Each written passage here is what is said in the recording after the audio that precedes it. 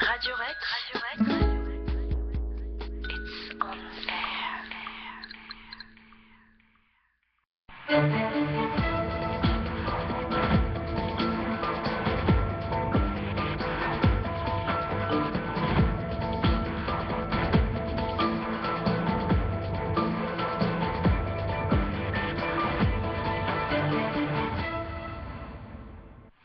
Bonsoir et bienvenue sur Radio Rec, la radio des étudiants de l'université Paris-Est Marne-la-Vallée, ou devrais-je dire l'UPEM, le nouvel acronyme de l'université depuis la rentrée 2013. Le 21 janvier 2014, Gilles Roussel, le président de l'université, présentait ses vœux et il annonçait à la fin de son discours que dans les prochains mois, il y aurait une concertation sur le devenir de l'UPEM et une fusion possible avec l'UPEC, l'université Paris-Est Créteil. Et c'est donc à l'occasion de ce tournant, allons-nous dire, que nous vous proposons une émission spéciale sur le rapprochement des deux universités. En effet, le 3 mars dernier, les étudiants de l'université recevaient un mail émanant de la présidence et présentant la mise en place d'évolutions institutionnelles. Alors m'accompagneront ce soir Marc et Walid, étudiants à l'université Paris-Est Marne-la-Vallée. Bonsoir messieurs. Bonsoir Nico. Et également, Marc par exemple est en master et tu fréquentes l'université depuis près de 4 ans. Et puis Walid, pareil, depuis plusieurs années à l'université et président de la radio. Précisons-le, président de la radio, voilà. Également, donc on vous retrouve dans les émissions de Radio Rec tout au long de la semaine. Et pour échanger avec nous sur le sujet, nous accueillons également donc Gilles Roussel, le président de l'université Paris-Est Marne-la-Vallée. Bonsoir. Bonjour. Et Madame Muriel Jougleux, nommée vice-présidente évolution institutionnelle de l'UPEM en février dernier. Bonsoir. Bonsoir. Alors, nous allons donc commencer tout simplement par nous interroger. Cette fusion de l'université qui pourrait avoir lieu, on pourrait peut-être commencer par vous demander à quelle échéance cela pourrait se préparer. Est-ce que c'est en termes de mois dont on parle? Est-ce que c'est en termes d'années? Un horizon plus ou moins lointain pour cette fusion de l'université avec sa sœur, on va dire, l'université Paris-Est Créteil, qui forment actuellement, qui sont au cœur de l'université Paris-Est. Bon, je vais peut-être commencer à répondre. Donc, déjà, première chose, donc on parle beaucoup de la fusion, mais le processus, il est plus large hein, pour l'université. En fait, c'est au cœur des évolutions institutionnelles. Il y a eu une loi l'année dernière, en juillet 2013, qui prévoyait une réorganisation de l'enseignement supérieur en général. Et donc, la fusion des deux universités, c'est une problématique qui est un peu plus large, puisqu'elle se fait au sein de la communauté d'universités et d'établissements Université Paris-Est, qui regroupe des acteurs de la Cité Descartes qu'on connaît bien, l'école des Ponts, l'Essier, l'école d'architecture, mais également l'école vétérinaire. Et donc, déjà, remettre un petit peu dans le contexte, c'est un processus plus large de rapprochement des établissements d'enseignement supérieur. Et nous, le choix qu'on a fait, c'est de se rapprocher avec les établissements de l'Est parisien, avec lesquels on a déjà l'habitude de beaucoup collaborer. Et pour les soirées étudiantes, j'ai pu constater qu'aussi, il y a eu des rapprochements assez forts, notamment le week-end dernier. Donc ça, c'est pour la partie un peu générale. Sur la partie calendrier, alors là, on parle de la fusion en ce moment, principalement parce qu'il y a une échéance importante qu'on est en train justement de construire cette organisation de l'enseignement supérieur et qui a une échéance en juin pour dire un peu vers quoi on veut aller, et qui est plutôt une échéance qui définit l'objectif. Pour autant, ce n'est pas à la rentrée prochaine, les étudiants ne vont pas se retrouver dans une université fusionnée entre l'UPEC et l'UPEM, et doute va être réorganisée en quelques jours. Et donc la construction d'une nouvelle université, parce que cette fusion, c'est pas uniquement mettre deux établissements l'un à côté de l'autre, c'est vraiment créer un nouvel ensemble. C'est ça le projet. Eh bien, ça va se faire sur plusieurs années. Et c'est au cours du prochain contrat. Donc, l'université a un contrat avec l'État, en fait. Tous les 5 ans, on a un contrat. Et ce sera au cours du prochain contrat que les choses vont se mettre en place progressivement, avec un jour. voilà, c'est ce que je souhaite à titre personnel, hein, une seule université qui regroupera les deux universités de Créteil et de Marne-la-Vallée. Donc une organisation administrative toujours sur 2 sites, a priori. Alors Muriel, peut-être. Je crois qu'effectivement, d'emblée, ces universités ont l'habitude de gérer des sites différents, hein, que ce soit l'UPEC et l'UPEM, il y a de nombreuses implantations pour les deux universités. Il est clair que cette nouvelle université va continuer dans cette perspective, c'est-à-dire avec des campus différents, hein, et qu'effectivement, à la fois, il y aura une direction centrale qui regroupera un certain nombre de services, mais aussi des gestions de campus, c'est-à-dire des gestions de proximité pour les étudiants, avec un certain nombre de services, bien sûr, les secrétariats pédagogiques, un certain nombre d'éléments comme des bibliothèques universitaires, des services à la vie étudiante, etc. Ça, il est clair que, je dirais que quel que soit le scénario d'organisation, on est aujourd'hui certain que cette gestion de campus, bien sûr, va demeurer. Alors on parle d'une gestion commune. Est-ce qu'il y aurait des UFR communs? Comment est-ce que ça pourrait s'organiser au niveau des composantes pour les étudiants? Alors, bon, il y a déjà des choses qui sont en commun, hein. Alors, on a déjà commencé sur le projet un certain nombre de choses. Alors, je vais parler d'une chose et je laisserai Muriel parler d'une autre. Donc, il y a un projet en particulier qui est l'école d'urbanisme de Paris, qui est un projet commun entre Créteil et Marne-la-Vallée, où il y a deux instituts qui se rapprochent. Et qui veulent en créer un seul. Aujourd'hui, bon, on va garder nos deux instituts parce qu'on est deux établissements séparés, mais le projet, ce serait que ces deux instituts ne forment à terme qu'une seule école. Et je suis sûr que Muriel a un autre exemple à nous donner. Eh ben oui, je suis professeure de gestion et donc j'ai envie de parler de l'IAE Gustave Eiffel, puisque vous devez savoir qu'effectivement, depuis maintenant plus de presque 3 ans, hein, cette IAE Gustave Eiffel est répartie sur les deux universités, qu'il accueille des formations donc en licence et en master, donc en sciences de gestion, et que les équipes travaillent déjà ensemble, hein, autour à la fois de la conception de ces formations, puis autour évidemment de l'accueil des étudiants et de l'enseignement, et que c'est un bel exemple déjà de tout ce travail qui a été réalisé en commun, alors que effectivement nous relevons d'universités différentes et que nos étudiants aussi sont rattachés, hein, à des universités différentes. Alors effectivement, vous venez de parler de deux cas concrets, effectivement, autant sur la recherche que pour les étudiants. Et quand, moi je me souviens, Marc qui était avec moi en licence géographie, lorsque les professeurs nous ont demandé si nous étions pour avoir certains cours durant la semaine à Créteil, une journée par exemple ou une demi-journée à Créteil, l'ensemble de la classe s'est opposé à ce genre de pratique, puisque Créteil, pour les étudiants, c'est loin. Alors j'ai fait le petit calcul, c'est 13 km en voiture, 15 minutes finalement, hein, pas très facilement, si ça ne bouchonne pas, voilà, puisque nous sommes à proximité de réseaux très fortement congestionnés. Et puis, alors après, il y a un bus, le bus numéro 100, et puis sinon, il y a le marathon, c'est-à-dire le RER et le métro.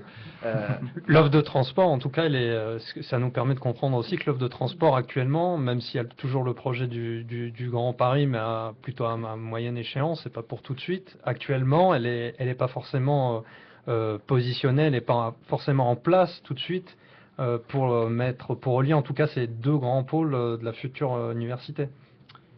Oui, alors effectivement, j'espère pour chacun d'entre vous que vous serez sorti d'université quand le Grand Paris sera arrivé et que vous n'allez pas attendre pour sortir de l'université que... Mais projetons-nous, j'ai envie de dire. J'ai envie de voir. Donc voilà, bon, c'est sûr que quand on aura un métro qui devrait mettre les deux sites à 10-11 minutes, les choses seront probablement un peu différentes pour les étudiants. Donc le projet n'est pas de systématiser un cours le matin à Marne-la-Vallée et l'après-midi à Créteil, hein, c'est pas notre objectif. Je pense que justement, au contraire, le projet de nouvel établissement, c'est justement d'offrir aux étudiants un service de proximité. Donc c'est être capable grâce à une université pluridisciplinaire plus large, des formations plus proches des étudiants. Donc il y a des choses que voilà, rien que déjà travailler ensemble dans le périmètre de l'université Paris-Est, ça nous a permis par exemple d'avoir des formations de médecine. Voilà, le projet d'installer une première année de médecine à Torcy alors là, c'est plus proche, hein, mais c'est l'université du PEC, hein, qui est juste à une station de RER de chez nous, avec des formations de professeurs des écoles et des formations de médecine, une première année de médecine. Voilà, c'est ce genre de projet qui permettent de faire de la proximité. L'idée, c'est de couvrir le territoire avec une offre de licence, bien sûr, voilà, qui soit large. Et puis, au niveau master, eh bien, de bénéficier de complémentarité, de compétences qu'on peut avoir à Marne-la-Vallée. C'est-à-dire que concrètement, on aura la même offre approximativement de licence à Créteil et à Marne-la-Vallée, et une offre qui sera différente en termes de master, avec des voies plus spécifiques, des spécialisations. Ça veut dire aussi qu'il y aura peut-être des regroupements, je ne sais pas. C'est-à-dire que vous dites justement qu'il n'y aura pas de dispatchement entre Créteil et Marne-la-Vallée au niveau des cours. Est-ce que ça veut dire justement que certains enseignements ou masters seront à Créteil et d'autres seront justement à Marne-la-Vallée? Et du coup, qui va gagner, qui va perdre, entre guillemets? Est-ce qu'il y a une idée de faire des spécialisations par pôle universitaire? Parce que l'unité aujourd'hui, étant donné que les universités avec le Grand Paris ne sont pas encore reliées, ça pose la question du lien administratif, on peut l'avoir, du lien géographique, c'est un peu différent. Et justement, d'un point de vue administratif, est-ce qu'on va mettre certains masters? Moi, je sais que dans le cas de mon master de géopolitique, on va avoir une reformation justement sur les relations internationales, et que du coup, l'UPEC, qui ne proposait pas de choix géopolitique ou sciences politiques, va justement bénéficier de ce pôle-là. Mais selon les autres enseignements, on en est où? Qu'est-ce que ça peut éventuellement donner? Puisqu'on est encore sur des projections à long terme. Donc, D'accord, alors la question de la structuration, on disait tout à l'heure, c'est un projet qui se compte en années, hein, pas en jours. C'est-à-dire que ce n'est pas quelque chose qui est fait, c'est pas quelque chose qui est encore décidé, puisque c'est quand même le but du conseil d'administration de juin. Donc vous voyez que sur la question de la structuration aujourd'hui, il n'y a pas de décision prise en matière de répartition, de formation et d'enseignement. Alors, qu'est-ce qu'on peut dire aujourd'hui? C'est clair que sur la licence, on est bien sur des licences de proximité. C'est bien un enseignement de proximité, et que là, effectivement, dans la perspective d'une offre de proximité pour les étudiants sur les campus, par exemple, très concrètement, il y a une licence de sciences économiques et gestion à l'UPEC. Cette offre restera là. Il y en a une à Marne-la-Vallée qui accueille aussi 300 étudiants, elle restera là. Et peut-être qu'il y aura même des projets à terme d'une offre complémentaire sur le campus de Val-d'Europe. On est bien sur les licences, sur l'idée qu'effectivement, on est dans une approche de proximité. Alors effectivement, peut-être que la question sur les masters est un peu différente. Et c'est vrai que vous êtes en master, vous devez le savoir. Un master, c'est quand même quelque chose de très ciblé. Qui vise vraiment des métiers et des compétences spécifiques. Et donc, d'une certaine manière, il n'y a pas de temps de doublon que ça, parce qu'ils sont souvent vraiment bien centrés sur l'insertion professionnelle. Et que donc, a priori, voilà, l'offre est... Alors, peut-être que l'offre peut être amenée à bouger un petit peu d'un campus à l'autre. En termes, finalement, ce qui guide ça, c'est un peu la qualité des services offerts aux étudiants, la qualité de l'enseignement, où sont les compétences, les ressources, etc. Mais je crois que sur les masters, d'une certaine manière, on voit bien déjà dans le recrutement des étudiants qu'il y a 50% au moins des étudiants qui viennent de toute la région d'Île-de-France et même de France entière. Quand on regarde aujourd'hui, par exemple, sur les masters de l'IAE, on a 25% des étudiants qui viennent de la province. Donc, je pense qu'il y a quelque part, il y a des principes un peu directeurs, rien n'est arrêté, et c'est tout le sens du débat, de la réflexion, de la concertation avec toute la communauté, avec vous, les étudiants, avec les personnels, avec les élus dans les conseils. Mais je crois que déjà, on peut quand même donner, je parle bien sûr sous le regard éclairé, sous le contrôle du président Roussel. Mais je crois que voilà, on est là, et on voit bien que sur les masters, je veux dire, quand on rentre en master, on a déjà un projet professionnel, on cible bien une formation, et je pense que quand on veut vraiment cette formation, parce que ça correspond vraiment à ce qu'on fait, on est prêt éventuellement à faire, d'aller un petit peu plus loin, d'aller. Et vous voyez que là, la fusion quelque part est intéressante, parce qu'on voit bien qu'aujourd'hui, finalement, on ne connaît pas bien l'offre de l'autre université, parce que mine de rien, il y a quand même un barrage à la communication, on peut éventuellement quand même un petit peu regarder. Vous voyez que dans la nouvelle université, ce qui va être aussi un point fort, c'est une vraie lisibilité de l'offre. Je veux dire, les étudiants de licence vont appartenir à la même université et on peut penser que la mobilité entre les campus, entre les formations, ne sera que facilitée pour les étudiants du nouvel établissement. En ce qui concerne la licence, vous avez pris l'exemple de la licence éco-gestion qui regroupe quand même, je crois, le plus grand nombre d'étudiants ici à Marne-la-Vallée. Vous pouvez m'arrêter. Mais en ce qui concerne des licences où il y a moins d'étudiants, comme celle par exemple en sciences appliquées, en physique, chimie, est-ce qu'on peut s'assurer que ce genre de formation conserveront toujours leur présence ici à Marne-la-Vallée et on ne sera pas tenté d'aller vers l'université où il y a actuellement le plus grand nombre d'étudiants? Bon, là, je peux répondre. Bon, je peux donner un engagement. Je peux m'engager. Bon, après, les engagements sont que. Évidemment, Voilà, ça n'engage que compte, ceux qui les. Mais ça reste quand même un engagement. Voilà. Plutôt qu'un engagement, je vais dire mon intime conviction, c'est-à-dire que sur le niveau licence, si on a des difficultés à recruter sur un territoire, c'est pas en regroupant les deux licences qui recruteraient peu d'étudiants qu'on va avoir une licence qui aura si on a deux fois à peu près le même nombre d'étudiants sur deux sites, les mettre toutes les deux à un seul endroit, on n'aura pas le double d'étudiants. Donc vraiment, tant que c'est soutenable, si on se retrouve avec un étudiant dans les licences, à un moment, je pense qu'il faut aussi être raisonnable, même pas un, mais si on est à 4-5 étudiants, ça posera vraiment. Mais tant qu'il y a un groupe d'étudiants suffisamment important, tant qu'il y a une trentaine d'étudiants dans une licence, je pense que c'est utile de continuer à la garder présente sur un lieu sur le territoire et que l'une de nos missions de l'université, c'est pas la seule, c'est vraiment au niveau post-bac d'être présent sur le territoire et d'offrir aux étudiants des possibilités de poursuite d'études proches de leur lieu de résidence, le plus proche possible, parce qu'on voit les études qui ont pu être faites, notamment par les géographes, ont montré, ou c'est toi qui étais en géographie? Les deux. Les deux, vous étiez en géographie.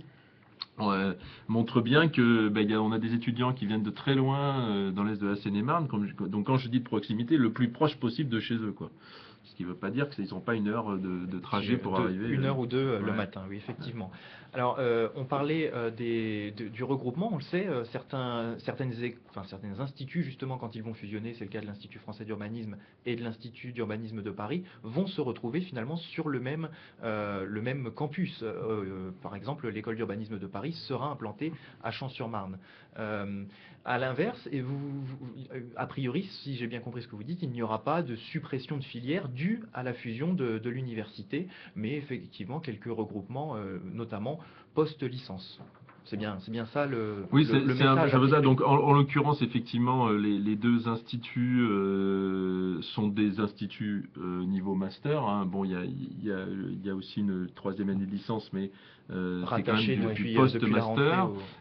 C'est un choix qui a été fait. C'est aussi pour une cohérence entre les sites. Il y a aussi une spécificité sur l'urbanisme qui est que sur le site de la Cité des Cartes, sur la Cité des Cartes, il y a quand même une concentration de force, que ce soit entre les architectes, les ingénieurs des ponts, qui font qu'il y a une cohérence thématique autour de la question de la ville. Et donc il y a un sens à faire un effet de concentration sur le site de la Cité des Cartes. Mais a priori, il n'y a pas à part si les gens le souhaitent, de volonté de rapprochement forcé des équipes.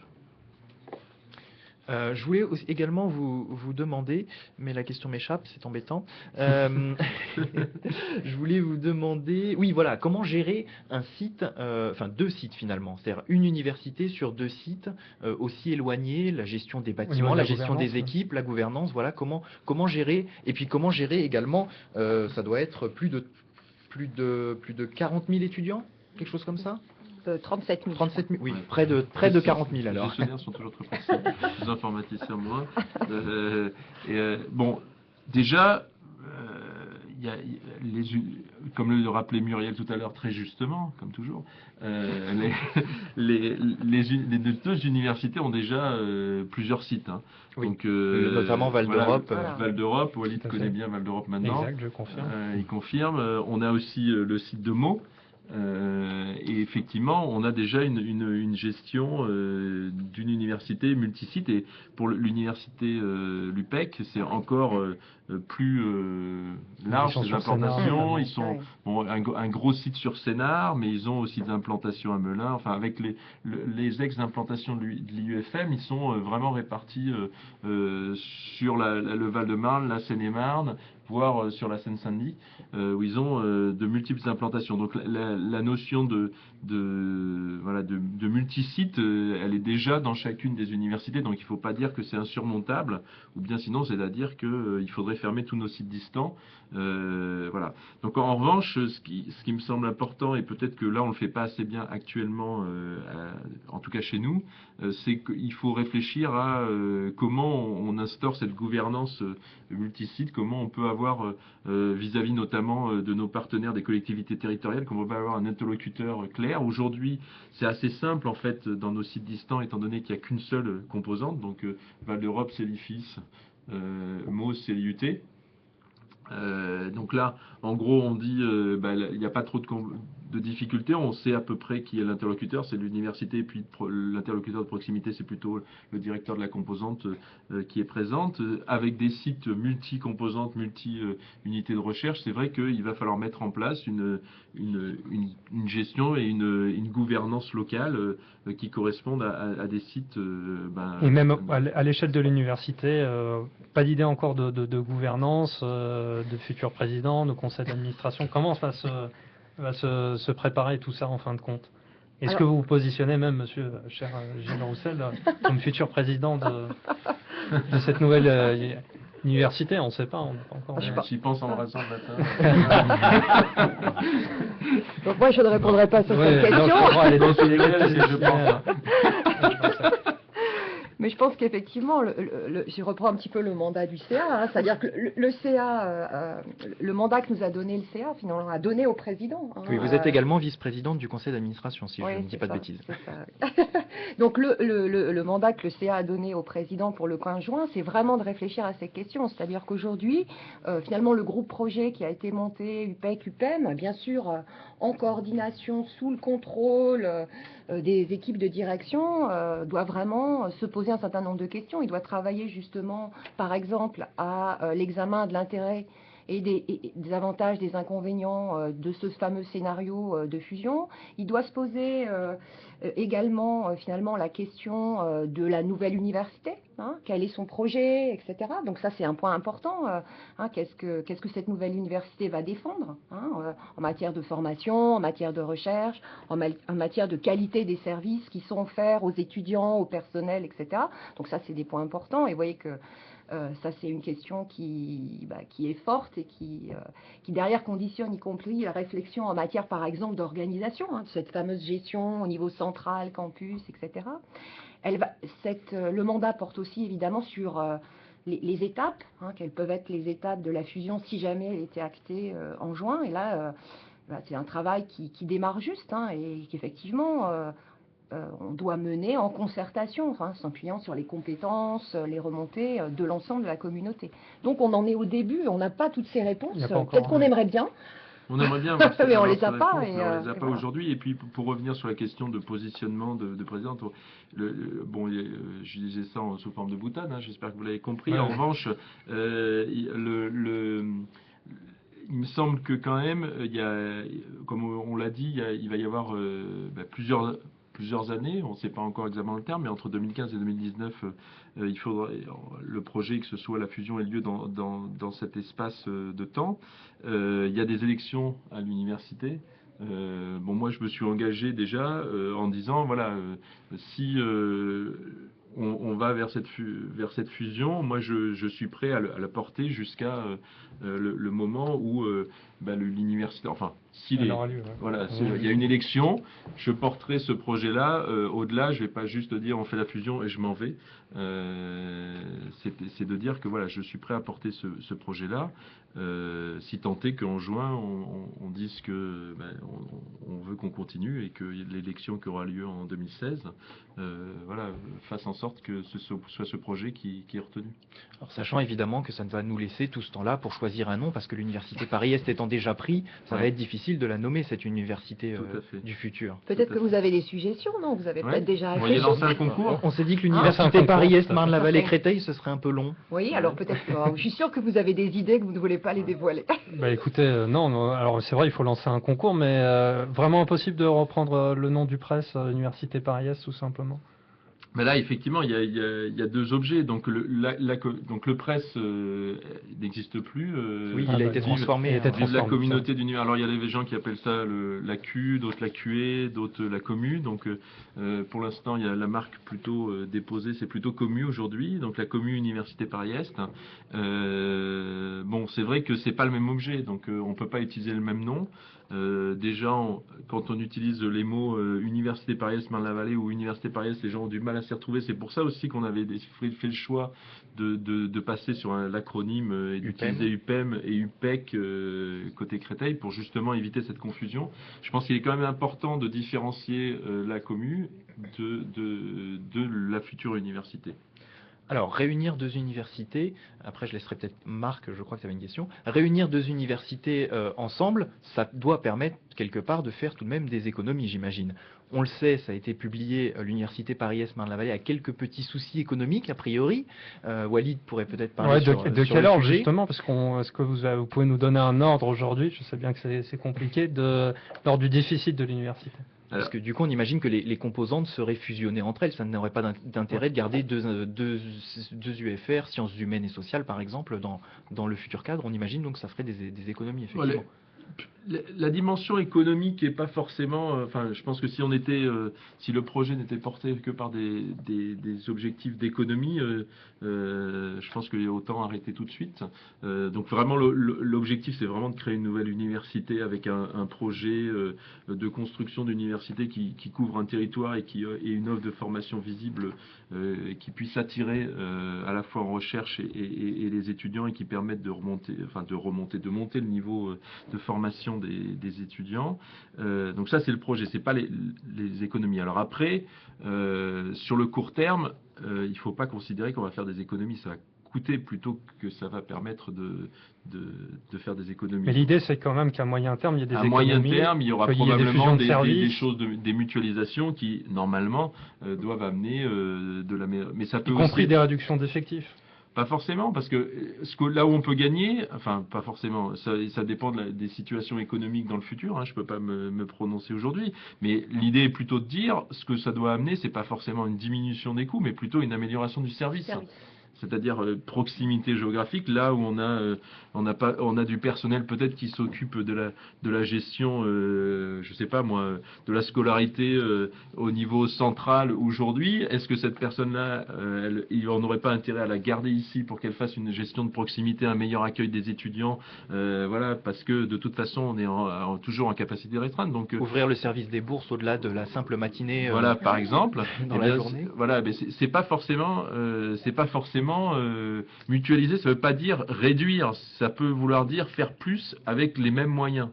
Hein, et donc l'objectif, c'est pas de faire moins avec moins de moyens. Mais du coup, je vais un avocat du diable, mais Oui, si finalement on garde le même échelle locale de gouvernance pour l'université UPEC ou pour l'université de Marne-la-Vallée, quel est l'intérêt de la fusion, en somme? Parce que l'idée, si je comprends bien, c'est de rajouter une strate au-dessus de fusion et de garder au final les mêmes effectifs, non. etc. Donc, je sais pas, c'est comme ça que moi je l'interprète sur le coup. Après, c'est peut-être sur un court terme et le long terme ça changera.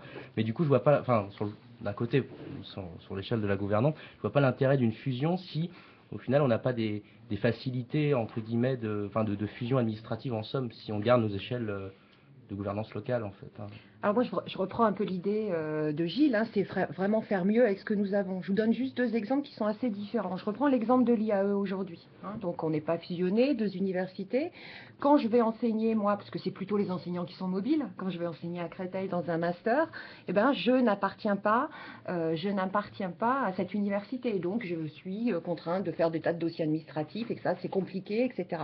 Dans la nouvelle université, c'est mieux parce que je suis complètement mobile entre les sites et que quelque part j'améliore les règles de gestion commune et je facilite par exemple ce genre de choses. Et là, j'ai envie de dire, on fait vraiment mieux avec ce qu'on a, c'est-à-dire que c'est plus simple pour les enseignants-chercheurs d'être mobiles sur les deux sites. C'est plus simple, par exemple, pour les étudiants d'aller dans les deux bibliothèques universitaires. Aujourd'hui, c'est très compliqué pour un étudiant de l'UPEM d'aller à la BU de l'UPEC. Là, vous voyez que finalement, on peut utiliser les fonds existants des deux universités sans aucun problème. Ce sera encore mieux quand nous aurons notre bibliothèque centrale de l'université Oui, Paris-Est. mais là, on ne doute pas. Non, Elle mais arrive, d'ailleurs, petite elle question arrive, en elle arrive. aparté, une petite question Après. après. C'est-à-dire, on n'a pas de calendrier, pas d'idée de... Ah. Ah ben, oui, sur la bibliothèque, mais on va Mais parler déficit, puis après bibliothèque, je promets. D'accord. Je vous donne juste un autre exemple. C'est un exemple que j'ai entendu récemment, qui est une espèce de projet qui a émergé parce qu'effectivement, les deux universités travaillent sur une offre de formation commune. Et l'idée qui a émergé, c'est de se dire, tiens, les étudiants qui sont en échec en licence, qui ont besoin de réorientation, d'accompagnement, aujourd'hui, chacune des deux universités seule, finalement, ne parvient pas vraiment à détacher des ressources pour s'occuper de ces étudiants de manière spécifique. L'idée qui est en train de germer, c'est l'idée d'une plateforme, d'une composante, d'un département en charge vraiment de ces étudiants qui veulent se réorienter et qui seraient susceptibles de les accompagner. Là, c'est vraiment pour moi l'exemple d'un meilleur service aux étudiants, parce que là, avec au départ des forces qui sont qui ne bougent pas. Simplement, on va mettre ensemble des gens avec des compétences différentes, des compétences adaptées, peut-être à un endroit dédié, avec un programme dédié, et on va être susceptible d'accompagner ces étudiants. Et pour compléter par rapport à la question, l'objectif, je me suis peut-être mal exprimé, mais c'est pas de mettre les deux structures l'une à côté de l'autre et d'avoir une gouvernance locale à chaque fois. C'est plutôt d'avoir des relais de gouvernance locaux et d'avoir des services de proximité. Ça veut pas, l'un des intérêts entre guillemets d'une université commune, c'est qu'on aura une stratégie vraiment partagée avec des objectifs vraiment partagés et tout le monde ira dans le même sens avec des forces qui iront dans le même sens et donc qui auront plus de force tout en ayant la possibilité d'avoir des services de proximité qui répondront au mieux aux besoins des personnels et des étudiants. Donc c'est quand même une évolution. C'est pas juste on prend les deux universités, on met un nouveau sticker dessus avec un nouveau nom que vous allez nous trouver pour la suite. Mais de manière très, très concrète, imaginons je suis étudiant, je dois régler un problème avec la scolarité. Est-ce que j'ai l'assurance aujourd'hui, si je suis à Marne-la-Vallée, de voir mon problème résolu à Marne-la-Vallée sans être obligé d'aller à Créteil tout simplement, en me disant non, là c'est pas notre niveau de compétence, on peut traiter ça, ça, ça et ça, mais votre dossier, monsieur, il va falloir vous rendre à Créteil. Alors vous voyez ce qu'on disait tout à l'heure sur la gestion des campus. Je crois que quand on va réfléchir en fait au mode d'organisation de cette nouvelle université, on va se poser concrètement ces questions-là, c'est-à-dire finalement quels sont les besoins des étudiants, des personnels de proximité. Et c'est à partir de là qu'on peut réfléchir à la meilleure organisation pour répondre à ça. Alors peut-être que on parviendra dans 95% des cas à vous répondre localement. Il restera peut-être des cas exceptionnels qui demanderont une expertise qui ne sera peut-être que sur un des deux sites, qui sera un des deux sites ou un des deux implantations. Ça, c'est possible. Mais on a envie de dire que finalement, un principe d'organisation, c'est vraiment de partir des bénéficiaires, donc des étudiants, des personnels, et de se dire, voilà, de quoi ont-ils besoin et comment est-ce qu'on fait pour structurer derrière une organisation qui réponde, peut-être pas à 100%, on n'y arrivera jamais, mais au moins dans la plupart des cas qui répondent à des besoins de proximité. Alors on parlait des étudiants, justement, vont-ils être consultés? Oui, vous me répondrez, vous, j'imagine. Je connais la réponse vu que j'ai vu le mail concernant la réunion du 10 avril.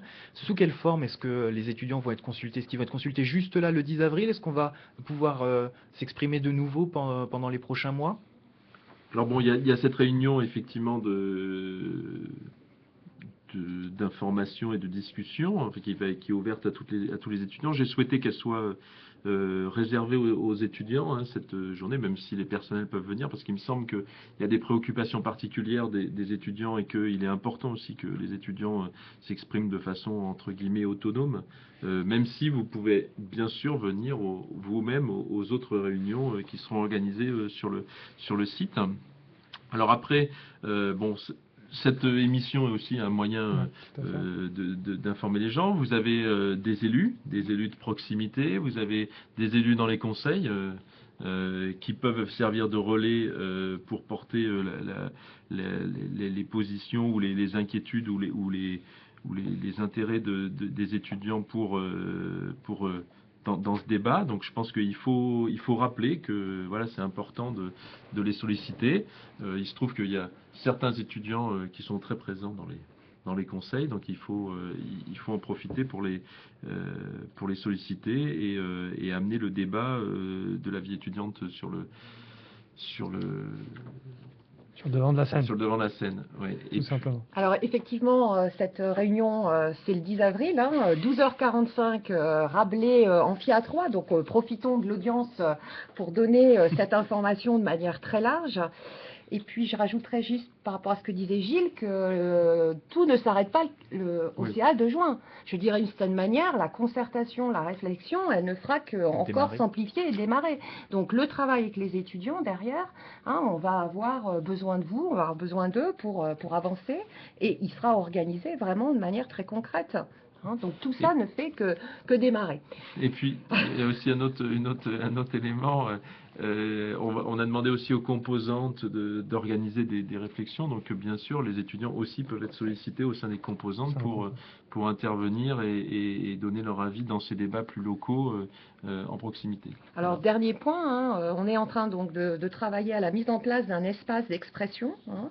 À la fois un espace pour les personnels et un espace pour les étudiants où effectivement on sollicitera de votre part le dépôt de contributions. Chaque étudiant qui veut finalement participer concrètement à la naissance de cette nouvelle université pourra tout à fait déposer une contribution, des suggestions, des attentes, des remarques. Et derrière, on travaillera là-dessus et on nourrira la réflexion de l'ensemble de la communauté aussi avec ça. Et notamment sur l'acronyme de l'université. Alors, tout à fait. Une petite question sur les services. Donc actuellement, on est dans une situation où il y a les mêmes services à peu près à Créteil et à Marne-la-Vallée. Ils seront amenés à fusionner. Vous confirmez, je pense, jusque-là. La question va se poser, donc justement, on y revenait tout à l'heure sur le maintien des effectifs. Il y aura également normalement 2 chefs de service, 2 hiérarchies qui seront en même place. Comment vous allez faire les arbitrages, sachant notamment qu'en termes de poids, Marne-la-Vallée, notamment en termes d'étudiants, est en dessous de Créteil. Est-ce que ce genre de choses peut peser à l'avenir? Alors, par rapport à ça, déjà sur le poids, aujourd'hui, un des principes, je pense, qui est important, qui va être travaillé et mis en avant en juin, c'est la parité des 2 universités dans les groupes de travail. C'est-à-dire que c'est pas au nombre d'étudiants, c'est 2 universités, 2 organisations qui décident de se rapprocher et de construire ensemble un nouvel ensemble. Donc ce point-là, c'est un point qui nous paraît important, et je pense qu'il n'y a pas de problème là-dessus sur un travail vraiment à parité. Sur votre question très concrète, aujourd'hui on n'a pas de réponse, vous avez raison, je veux dire, il y a effectivement sur certains services centraux qui ne sont pas directement proximité, il y a évidemment des structures qui sont identiques des 2 côtés. Je dirais que ça c'est une question qui va être prise à bras le corps, qui va être accompagnée, c'est à la fois quelque chose qui va être examiné, travaillé, il va y avoir toutes des procédures d'accompagnement du changement, il y a aussi des gens qui vont... Ça va ouvrir un espace de mobilité. Il ne faut pas oublier que il peut y avoir une mobilité souhaitée d'un établissement à l'autre ou d'une fonction à l'autre. C'est-à-dire qu'on va aussi avoir apparaître des fonctions qui n'existaient pas nécessairement. Alors non, pas forcé, parce qu'en tout cas c'est pas notre souhait. Et donc évidemment c'est quelque chose sur lequel on va être très très attentif, sur lequel évidemment je dirais le groupe projet puis la communauté dans son ensemble va être très vigilante pour éviter d'avoir des situations de ce type. En tout cas, je crois qu'il y a une dimension humaine très très importante dans ce type d'opération et qu'il va y avoir derrière toute une démarche d'accompagnement de ces évolutions. Marc, aujourd'hui, quels sont les obstacles en fait qui, dans l'avenir, pourraient poser problème? Et je voulais savoir, je ne sais pas comment ça fonctionne, mais est-ce qu'il y a des concertations avec la région, les départements, les collectivités locales, les communes, voilà. Est-ce que faut être en concertation avec elles? Est-ce que ça pose problème? On sait notamment que des fois la maire de Champs-sur-Marne est des fois un petit peu sur l'idée de campus des logements étudiants est un petit peu réservée, quelquefois un petit peu rude. Est-ce qu'il y a des fois est-ce que la région d'Île-de-France, le département du Val-de-Marne, le département de Seine-et-Marne, pardon, et voilà, est-ce qu'il y a des concertations ou c'est vraiment quelque chose de universitaire D'interne en à somme l'université, Voilà, ouais. d'interne à l'université. Donc, bon, on voit qu'il y a des questions de géographes qui sont tout de suite C'est un point intéressés important. par le territoire. Donc, c'est bien, on voit que vous êtes bien formés à l'université. Oui, alors, évidemment, donc bien sûr, l'un des acteurs avec lequel on discute, c'est l'État, déjà, à un niveau national. Bien sûr, il y a la question de la région Île-de-France, qui est très présente et qui regarde de près ce qui se passe, notamment chez nous. On a souvent la visite de la vice-présidente recherche de la région Île-de-France qui vient sur le site et qui est très attentive justement aux équilibres territoriaux au sein de la région Île-de-France, parce que voilà, si on a implanté une université il y a 20 ans sur le site de Marne-la-Vallée, c'est pas pour la rapatrier dans Paris dans 5 ans, donc c'est parce qu'elle a une utilité territoriale, elle répond à un besoin territorial. Donc ça, il y a une vraie vigilance des équilibres de la région. Donc bien sûr, ils en discutent avec nous. Le département est aussi voilà, suit de très près les questions universitaires. Il est de plus en plus engagé à nos côtés et nous soutient vraiment beaucoup, le 77. De la même façon, le Conseil général de 94 est aussi très proche de l'UPEC, sachant que Créteil a aussi une implantation dans le sud Seine-et-Marne, à Sénart, et donc est en relation aussi directe avec le Conseil général de Seine-et-Marne. Alors après, sur les implantations locales, donc on a des relations qui sont de... Alors vous évoquez la question de la mairie de Champs. Moi, à titre personnel, je trouve que les relations voilà, entre l'université et la mairie sont de plus en plus voilà, constructives. Il y a un certain nombre de dossiers sur lesquels on a réussi à avancer et vraiment, je tiens à souligner ici que vraiment les choses se passent, de mon point de vue, bien avec la mairie de Champs. On a aussi un autre interlocuteur qui est la communauté d'agglomération du Val-Maubuée, avec lesquels on travaille aussi très très bien. Donc voilà, donc nos territoires sont quand même à l'écoute de ce qui se passe à l'université. Ils sont présents dans nos conseils. Donc encore hier, il y avait la représentante de la Seine-et-Marne, du Conseil général de Seine-et-Marne qui était présente au conseil d'administration. Donc régulièrement, la représentante de la communauté de l'agglomération est également présente. Elle n'était pas présente hier, mais elle était là au président du conseil d'administration, la région aussi. Donc voilà, donc on voit que les collectivités territoriales et le territoire regardent voilà, ces transformations de près et sont attentifs à ce que comme je disais tout à l'heure, ce ne soit pas l'occasion que tout le monde aille à Créteil ou inversement que tout le monde aille sur la Cité des Cartes. Voilà, ils sont attentifs à ces équilibres également. Alors on parlait tout à l'heure de la vie de campus, c'est d'ailleurs une question qui sera posée. Quels impacts sur la vie de campus lors de la réunion du 10 avril, entre 12h45 et 13h45 L'Amphi-Rabelais. Voilà, Amphi-Rabelais à 3. Alors justement, cette vie de campus reliée au futur bâtiment, on sait que le bâtiment Copernic fait l'objet d'une restructuration, je ne sais pas si le terme est approprié, elle est envisagée en tout cas. Il doit y avoir cette future bibliothèque Georges Perec qui est sortie de terre, Perec, pardon, mais qui est sortie de terre, mais qui semble rentrer un peu dans la terre également. Enfin, on ne sait pas trop dans quel sens elle va. Il y a la future maison de l'étudiant qui devrait accueillir effectivement ce studio Radio Rec d'ici quelques temps. Alors voilà, est-ce qu'il y aura effectivement une vie de campus plus importante en fusionnant deux universités, en imaginant des partenariats? Effectivement, on disait que la semaine dernière, lors de la soirée, il y avait pas mal d'étudiants de Créteil qui, semble-t-il, étaient présents. Voilà, un nouveau souffle éventuel pour cette vie de campus avec des bâtiments rénovés. C'est un peu l'ambition de ce projet finalement.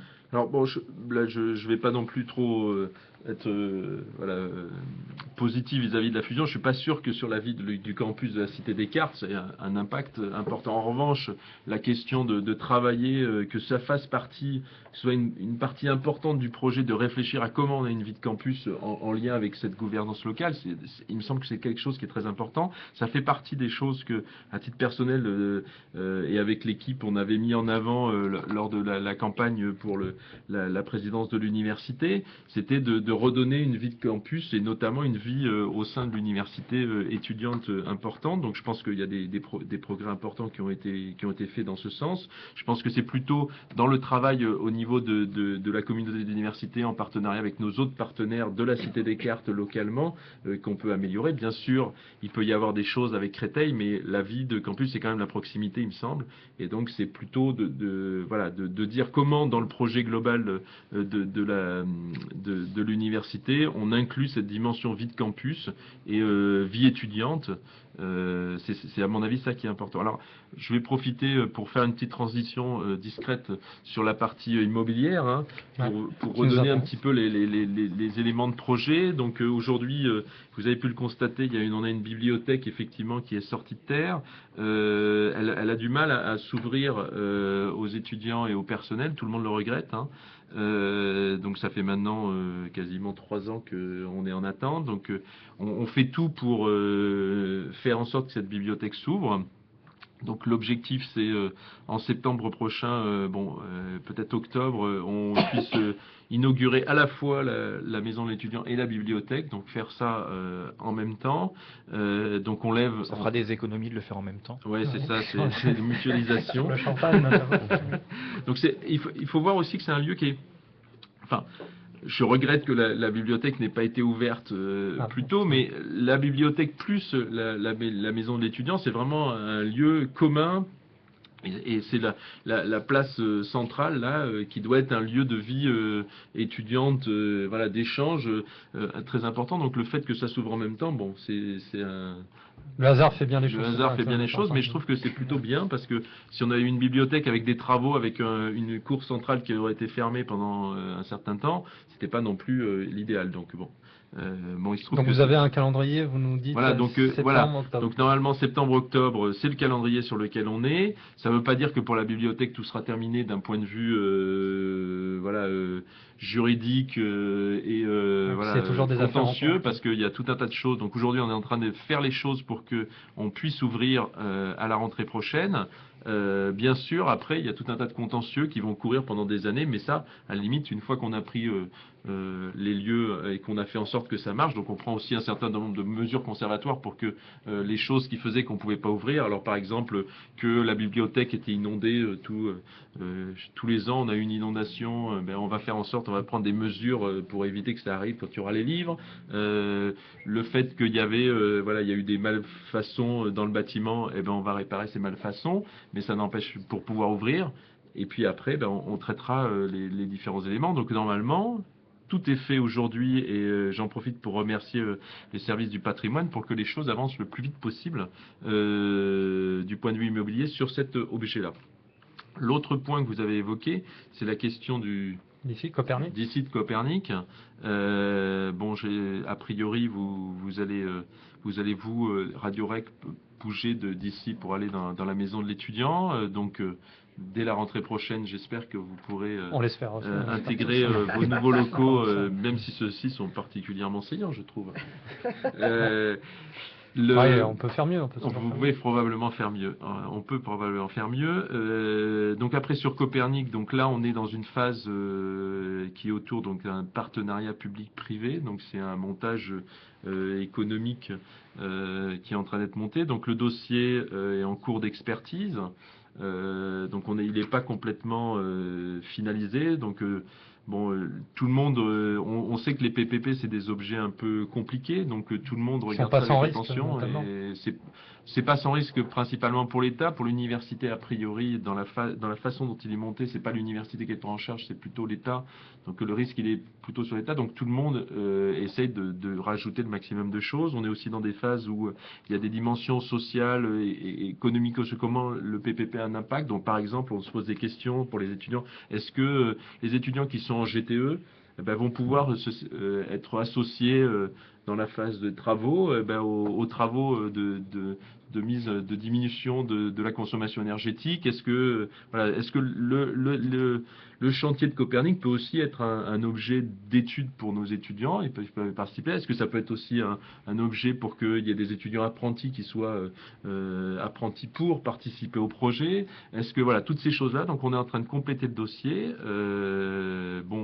On espère que ça sera lancé, la phase compétitive, de dialogue compétitif comme ça s'appelle, entre les différents potentiels attributaires, donc les entreprises qui vont faire les travaux, eh ben, ça devrait être lancé au cours de l'année, donc on espère le plus tôt possible. Je ne pense pas aujourd'hui que ce soit avant juin qu'on le lance, et donc après ça nous repousse à des travaux qui vont être en... alors, 2015 peut-être? Oh non, plus loin, ouais. Ah oui, donc d'accord, très bien. Et ce qui est d'autant plus, on l'a déjà vu avec l'exemple de Jussieu, ce qui peut être particulièrement long et prendre énormément de temps sur une rénovation de bâtiments universitaires. Mais enfin, on espère qu'on sera plus là. Oui, mais nous, on sera encore là, je pense. C'est gentil de penser, de penser aussi oui, au nous et au personnel. Évidemment. Non, mais c'est une boutade. Mais c'est vrai que c'est un gros chantier, mais vous-même, vous constatez, le bâtiment, il a besoin de rénovation. Et puis, il faut voir aussi que d'un point de vue coût, le bâtiment, c'est une vraie passoire énergétique. Notre coût en termes de chauffage et toutes ces choses-là. Donc, la rénovation est vraiment nécessaire pour que, pour la suite, l'université aussi, d'un point de vue budgétaire, ait des gains. Et on peut, avec cette transition, peut-être parler de la question que vous m'avez posée tout à l'heure, à laquelle je n'ai pas répondu, qui était sur les questions de la situation économique de l'université. Oui. Enfin, si vous le souhaitez. Mais on vous écoute justement. Alors, donc on a eu donc je vais essayer d'être plus court qu'hier. On a eu un conseil d'administration qui a fait le point sur la situation comptable de l'université. Donc aujourd'hui, la situation comptable, c'est ce qui s'est passé en 2013. C'est difficile à croire, mais contrairement à ce que vous avez l'habitude de faire quand vous gérez votre budget, en fait, on constate ce qui s'est passé à l'université en fait en mars. Oui, sur l'exercice comptable. Sur l'exercice de 2013. Donc déjà, c'est une dimension qu'il faut prendre en compte. Donc l'information que je vous donne, il faut bien voir que c'est sur le passé, pas forcément sur l'avenir. Donc l'université a eu un déficit qui est plus important que l'année dernière. Donc c'est 4 millions, 4 millions 1, parce que c'est bien 1 et 4 millions 1 de déficit. L'année précédente, en 2012, il y avait 1,5 million, donc on voit que c'est un déficit qui s'est accru. Donc a priori, c'est une situation qui n'est pas très confortable pour l'université. Ce que l'on peut dire là-dessus, c'est que globalement, ce qui a augmenté, c'est un certain nombre de charges assez fortement, notamment des charges donc liées à de la masse salariale, enfin par exemple l'augmentation de ce qu'on appelle le casse-pension qui est relatif aux retraites des personnels, qui n'a pas été totalement compensé par l'État, qu'on a dû prendre en charge. On a des choses de contentieux avec la bibliothèque, on a fait des provisions parce que il y a des risques. Il y a un certain nombre de choses de régularisation comptable auxquelles je ne comprends pas tout, qui font aussi qu'il y a un certain nombre de choses qui ont été prises sur 2013. Donc globalement, le résultat de 2013 est un peu préoccupant. Pour autant, pour le fonctionnement général de l'université, on a pu constater que la trésorerie, donc ce qu'on a dans le porte-monnaie, on a 18 millions de trésorerie. Donc vous voyez, 4 millions, 18 millions, ça veut dire que on a un fonds de roulement qui est à 14 millions, ouais, j'allais dire le même chiffre, donc ça doit être bon, j'aurais dû réviser avant de venir.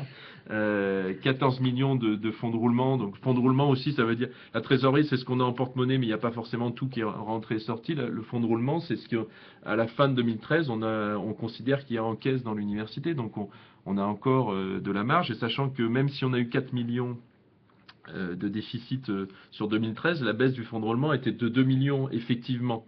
Donc en fait, on voit que toutes ces choses comptables, ça ne se traduit pas nécessairement en baisse de trésorerie et de fonds devant nous. Si ce n'est qu'on voit bien que si on prend 2 millions tous les ans, au bout d'un certain temps, on n'aura plus de millions devant nous et c'est un peu difficile.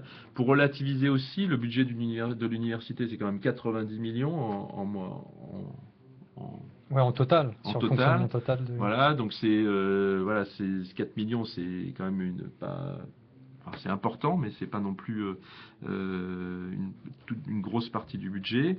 Alors ça c'est pour le passé, c'est pour 2013. Il faut bien voir qu'en 2014, on a construit un budget qui est équilibré, donc dans lequel on a fait des restrictions. De quelle nature, par exemple? Alors, de quelle nature? Ce qu'on a fait comme restriction, c'est qu'on a demandé à ce qu'il y ait d'être plus vigilant.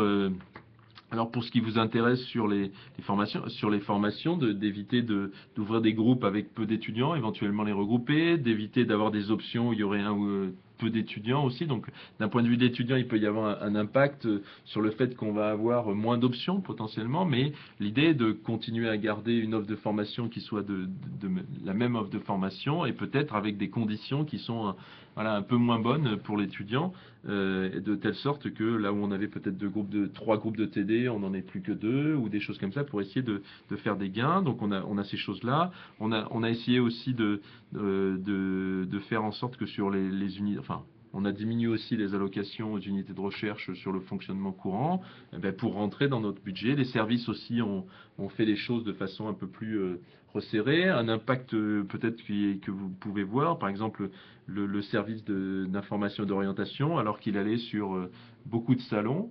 a réduit les salons parce que chaque salon ça coûte cher, à la fois en termes de personnel, en termes de plaquettes qu'on distribue, de communication qu'on met en place, et donc il y a eu une réduction voilà, de ces choses-là. Donc sur 2014, je dis pas que je suis sûr qu'on va pas avoir de déficit. En tout cas, on a fait en sorte qu'on ait pris des mesures qui permettent d'éviter d'avoir cette pente douce qui nous amène vers des difficultés à moyen terme. Donc à court terme, je dirais que la situation est inquiétante, mais elle n'est pas préoccupante. Bon, il y a... Pour information, hier, donc on a, depuis le passage à l'autonomie, en fait, les universités ont un commissaire aux comptes. Alors, il y a quelqu'un qui vérifie que les comptes sont bien faits. Donc globalement, il dit l'université, bon, je vous épargne les choses techniques, mais globalement, les comptes sont bien tenus à l'université. Il le regarde. Et il regarde, un des éléments qu'il regarde, c'est le fonds de roulement et la trésorerie. Nous, si ça nous permet de payer combien de jours on tient avec ce fonds. Avec ce fonds. Et donc, nous, on est à 60 jours, 60 jours, et la norme, voilà, qui est obligatoire, c'est 30 jours. Donc, vous voyez qu'on est bien au-dessus, et même, ils ont réduit encore dernièrement, parce qu'ils se sont rendus compte qu'il y avait beaucoup d'universités qui n'avaient pas 30 jours. Donc, vous voyez que de ce point de vue-là, je veux dire, il n'y a pas d'inquiétude à avoir, on ne va pas fermer le bâtiment ou arrêter de chauffer ou arrêter les inscriptions. C'est juste, il faut prendre des mesures pour éviter de trop diverger. Et donc, de ce point de vue-là, bon, j'espère que on a fait en sorte de mieux contrôler nos dépenses. Merci. Je ne sais pas si mes camarades avaient d'autres questions en stock. A priori, non.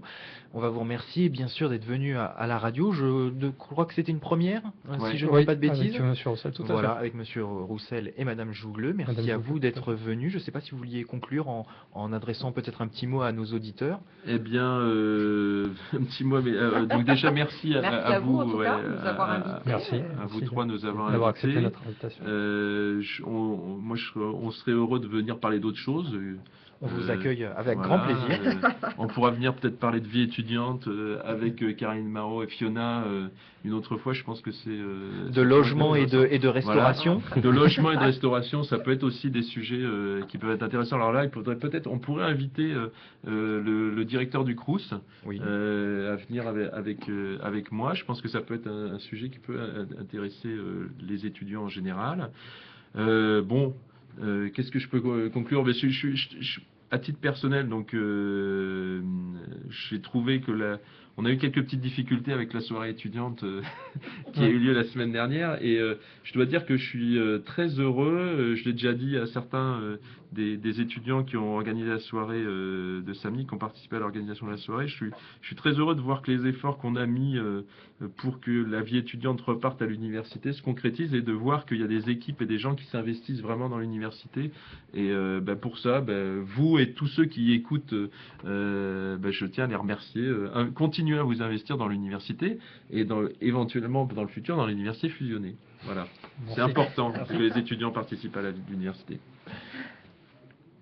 Merci. Merci beaucoup d'avoir été avec nous ce soir pour cette émission spéciale, donc préfigurant un petit peu la fusion de l'université. Pour en savoir plus, eh bien, les échéances sont fixées. On vous rappelle bien sûr l'Assemblée Générale des étudiants le 10 avril. Ce sera un jeudi entre 12h45 et 13h45 au bâtiment Rabelais. Voilà, pour tous les étudiants qui sont intéressés. Et puis bien sûr, on invite les étudiants à consulter le site internet de l'université sur lequel certainement de nombreuses informations seront données au fur et à mesure. Et puis, bien sûr, à nous suivre sur Radio Rec, puisque nous en reparlerons sans doute de cette fusion avec toutes nos émissions, et en particulier l'émission Politiquement Incorrect, un petit peu de pub. Voilà, notre émission de débat. Voilà, merci beaucoup d'avoir été avec nous. On se retrouve aussi sur Facebook si vous avez des questions complémentaires. Et puis, à très bientôt. Merci. Bon.